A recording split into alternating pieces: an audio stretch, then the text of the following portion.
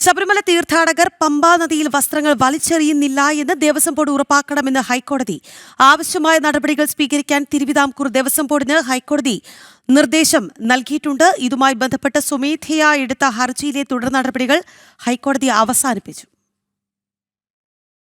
ശബരിമല തീർത്ഥാടകർ പമ്പാ നദിയിലേക്ക് വസ്ത്രങ്ങൾ വലിച്ചെറിയുന്നില്ലെന്ന് തിരുവിതാംകൂർ ദേവസ്വം ബോർഡ് ഉറപ്പാക്കണം. ഇത് സംബന്ധിച്ച് ദേവസ്വം ബോർഡ് നടപടികൾ സ്വീകരിക്കണമെന്നും ഹൈക്കോടതി ഉത്തരവിട്ടു. ഇതുമായി ബന്ധപ്പെട്ട് സ്വമേധയെടുത്ത ഹർജിയിലെ തുടർ നടപടികൾ അവസാനിപ്പിച്ചുകൊണ്ടാണ് ഹൈക്കോടതിയുടെ ഉത്തരവ്. പമ്പാ നദിയിൽ വലിച്ചെറിയപ്പെടുന്ന വസ്ത്രങ്ങൾ നീക്കം ചെയ്യേണ്ടത് കരാറുകാരന് പുറമെ ദേവസ്വം ബോർഡിന്റെ കൂടി കൂട്ടുത്തരവാദിത്തമാണെന്നും ഹൈക്കോടതി ഓർമ്മിപ്പിച്ചു.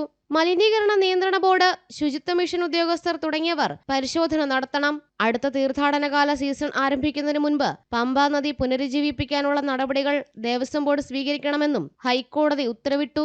മലയിറങ്ങി വരുന്ന ഭക്തർ പമ്പാ നദിയിൽ വസ്ത്രങ്ങൾ ഉപേക്ഷിക്കുന്നത് ശ്രദ്ധയിൽപ്പെട്ടതിനെ തുടർന്നായിരുന്നു ഹൈക്കോടതിയുടെ ഇടപെടൽ. ജനം, കൊച്ചി.